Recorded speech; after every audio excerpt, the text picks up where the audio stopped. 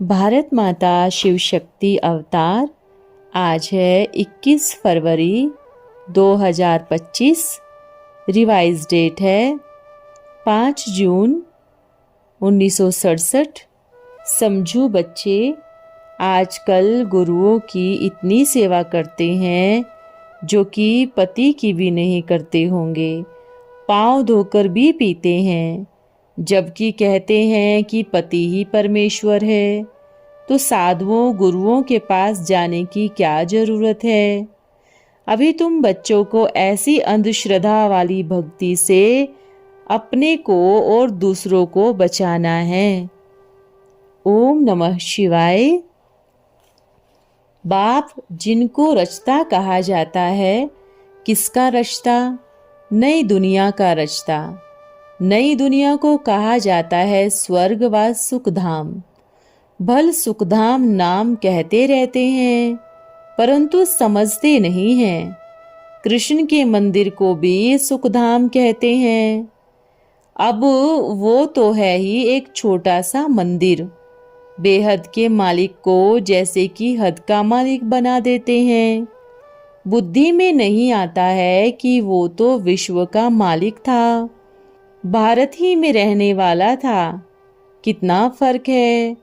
तुमको भी पहले कुछ पता नहीं था, बाप को तो सब कुछ पता है। वो सृष्टि के आदि मध्य अंत को जानते हैं। अब तो तुम बच्चे भी जानते हो।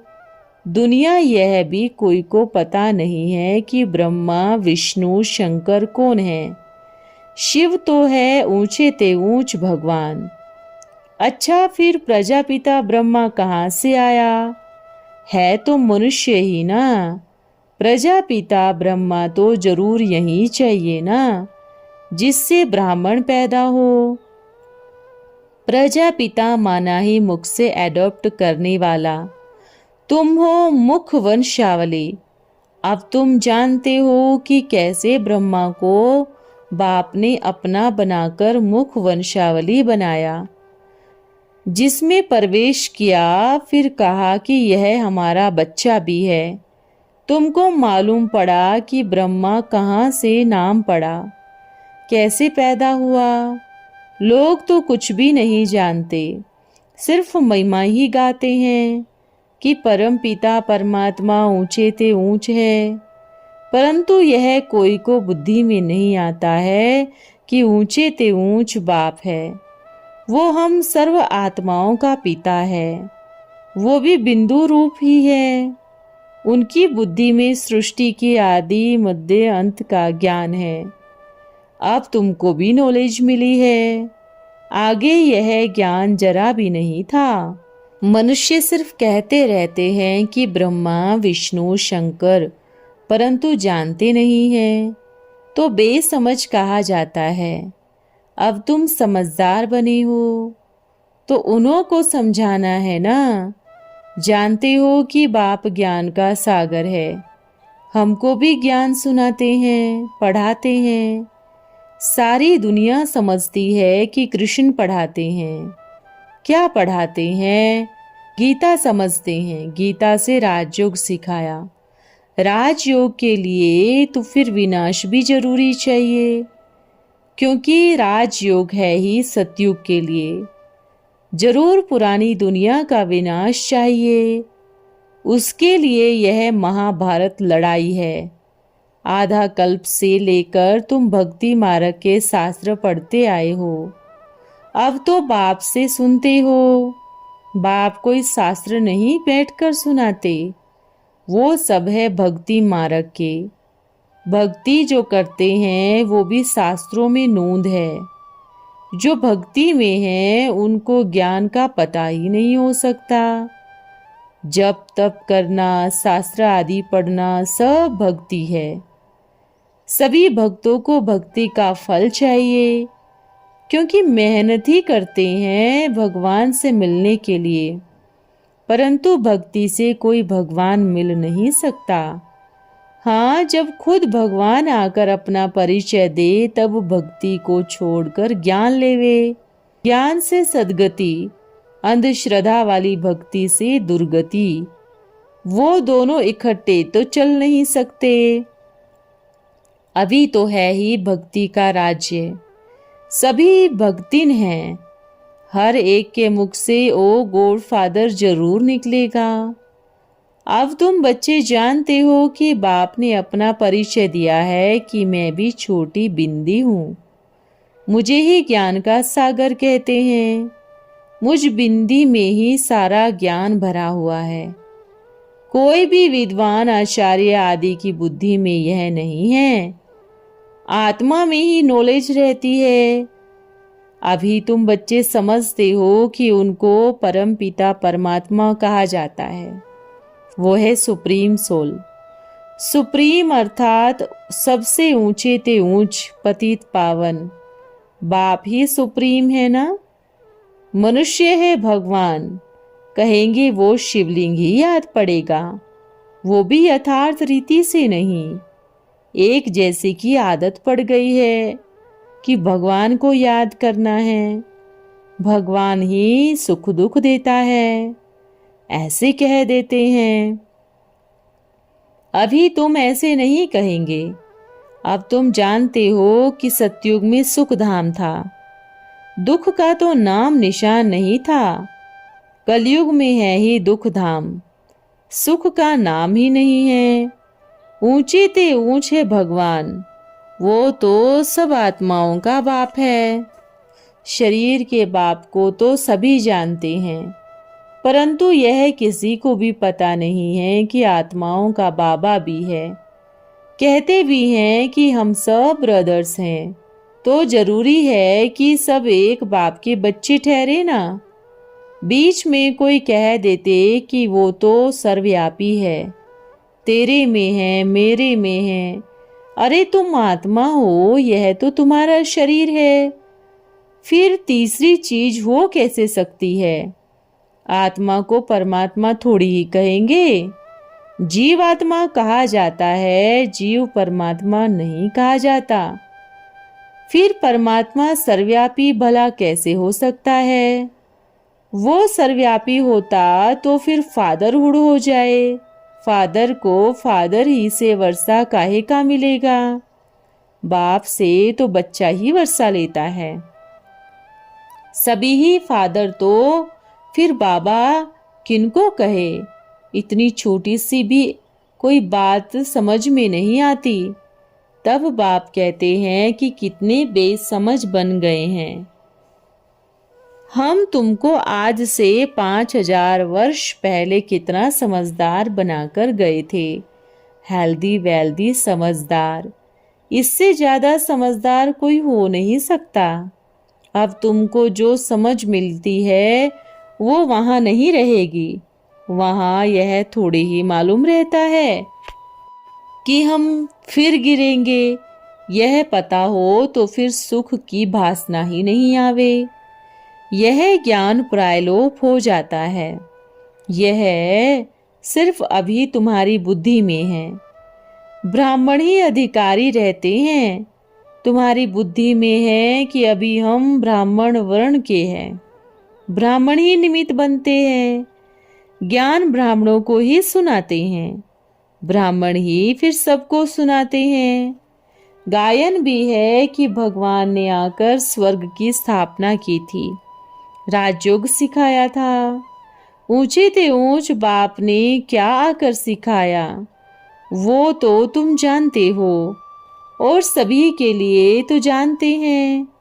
कृष्ण जयंती भी मनाते हैं। समझते हैं कि वो तो वैकुंठ का मालिक था, वो विश्व भर का मालिक था। ये बुद्धि में नहीं आता। जब राज्य था तो और कोई धर्म नहीं था, उनका ही सारे विश्व पर राज्य था और गंगा के किनारे था। अब तुमको यह कौन समझा रहे हैं। भगवान उवाच। बाकी वो सब तो भक्ति मार्ग के ही शास्त्र आदि सुनाते हैं। यहाँ तो खुद भगवान सुना रहे हैं। अभी तुम समझते हो कि हम पुरुषोत्तम बन रहे हैं। सारी दुनिया घोर अंधेरे में है। गाया जाता है, ज्ञान सूर्य प्रकटा, अज्ञान अंधेर विनाश। तुम अर्थ को जानते हो, वो लोग तो जो बोलते हैं सो ही अनर्थ, उल्टा ही समझाते रहते हैं। ओम का अर्थ कितना लंबा कर दिया है। ओम अर्थात अहम आत्मा मम शरीर। आत्मा परम धाम की रहने वाली है। वो दूर देश से आते हैं ना, उसको निराकारी दुनिया कहा जाता है। तुमको ही यह बुद्धि में है कि हम शांति धाम के रहने वाले हैं। फिर हम आकर 21 जन्मों की प्रारब्ध भोगेंगे। तुमको तो कितनी खुशी होनी चाहिए। बेहद का बाप शिव बाबा हमको पढ़ा रहे हैं।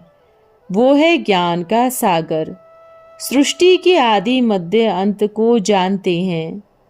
बाप को याद करते हैं तो जरूर बाप आए थे। जयंती भी मनाते हैं। यह भी तुम बच्चे जानते हो तो कितनी खुशी होनी चाहिए कि हमको भगवान पढ़ा रहे हैं। कहते हैं बाबा हमने आपको अपना वारिस बनाया है, बच्चा बनाया। बाप बच्चों पर वारी जाते हैं। बच्चे फिर कहते हैं कि भगवान आप जब आएंगे तब हम आप पर वारी जाएंगे, अर्थात बच्चा बन जाएंगे।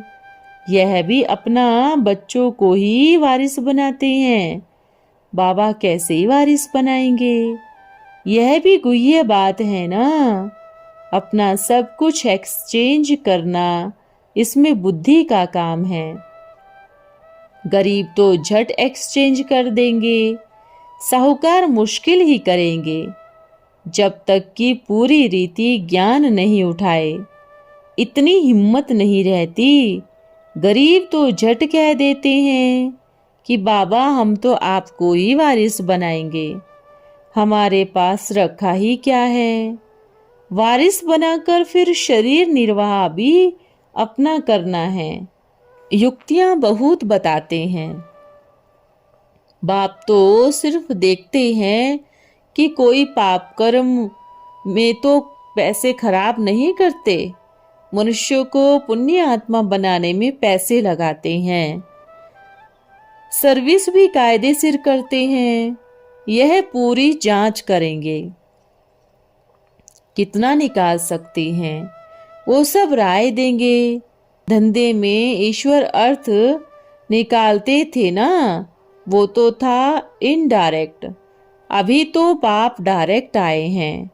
मनुष्य समझते हैं कि हम तो कुछ करते हैं, उनका फल दूसरे जन्म में ईश्वर देते हैं। कोई गरीब दुखी है तो समझेंगे इस जन्म का कर्म ही ऐसा किया हुआ है। अच्छे कर्म किए हैं तो सुखी हैं। अभी कर्मों की गति बाप बैठ समझाते हैं। रावण राज्य में तुम्हारे कर्म सभी विकर्म हो जाते हैं। अच्छे कर्मों को करके आजकल के लिए सुख मिलता है। ऐसे नहीं कि सारी लाइफ भर ही कोई हेल्थ वेल्थ रहती है। नहीं, कोई ना कोई रोग खिटपिट जरूर होगी, क्योंकि अल्पकाल का सुख है। अभी बाप कहते हैं कि मैं डायरेक्ट आया हूँ। अभी यह रावण राज्य ही खलास होना है। रावण राज्य ही अलग है, राम राज्य अलग है।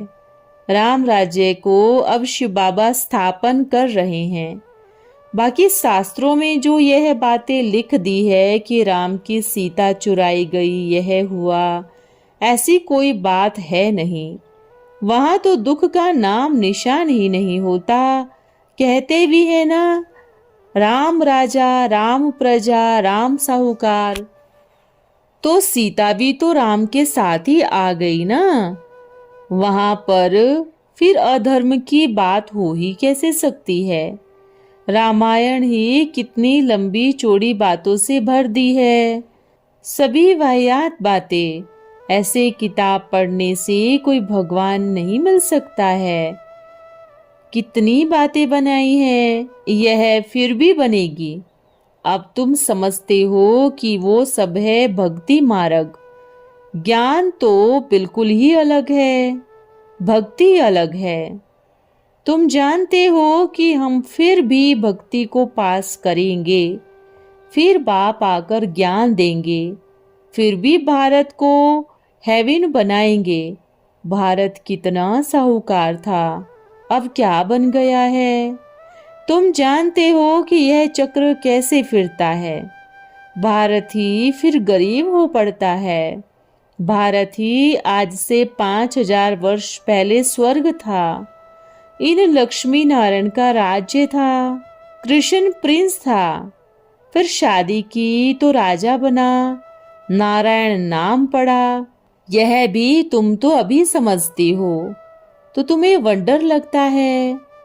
बाबा आप रचता और रचना की नॉलेज सुनाते हो। आप हमको पढ़ाते हो बलिहार जाओ। हमको तो सिवाय एक बाप के और कोई को भी याद नहीं करना है, अंत तक पढ़ना है। तो जरूर टीचर को याद करना है। स्कूल में टीचर को याद करते हैं ना। उन स्कूलों में तो कितने टीचर्स होते हैं, हर एक दर्जे का टीचर अलग। यहाँ तो एक ही टीचर है, कितना लवली बाप है, लवली टीचर है। आगे भक्ति मार्ग में अंधश्रद्धा से याद करते थे, अभी तो डायरेक्ट बाप पढ़ाते हैं, तो कितनी खुशी होनी चाहिए। फिर भी कहते हैं बाबा भूल जाते हैं। पता नहीं हमारी बुद्धि आपको याद क्यों नहीं करती। वंडरफुल है, ऐसे बाप को तो दिन रात याद करना चाहिए। स्त्री अपने पति के गुण गाती है ना, अंदर में खुशी होती है। यह तो पतियों का भी पति है, बापों का भी बाप है। इनसे कितना हमको सुख मिलता है, और सबसे तो दुख ही मिलता है। हाँ, टीचर ही से सुख मिलता है, क्योंकि पढ़ाई से इनकम होती है। बाकी गुरु से क्या मिलता है? अभी तुम्हारी बुद्धि में है कि इन गुरुओं को तो छूना भी नहीं चाहिए, यह तो दुर्गति में ले जाते हैं। आजकल तो गुरु की इतनी सेवा करते हैं जो कि पति की भी नहीं हो करते होंगे। पांव धोकर पीते हैं, जबकि कहते हैं कि पति ही परमेश्वर है। तो साधुओं के पास जाकर क्या करते हैं? अभी इस भक्ति मार्ग से अपने को और दूसरों को बचाना है। गुरु हमेशा किया जाता है वानप्रस्थ अवस्था में। बाप भी कहते हैं कि मैं वानप्रस्थ में आया हूँ, यह भी वानप्रस्थी है, तो मैं भी वानप्रस्थी हूँ। यह सब मेरे बच्चे हैं। बाप टीचर गुरु तीनों ही इकट्ठे हैं। बाप टीचर भी है तो गुरु बनकर साथ भी ले जाते हैं। उसे एक बाप की ही महिमा है। यह बातें कोई शास्त्र आदि में नहीं है।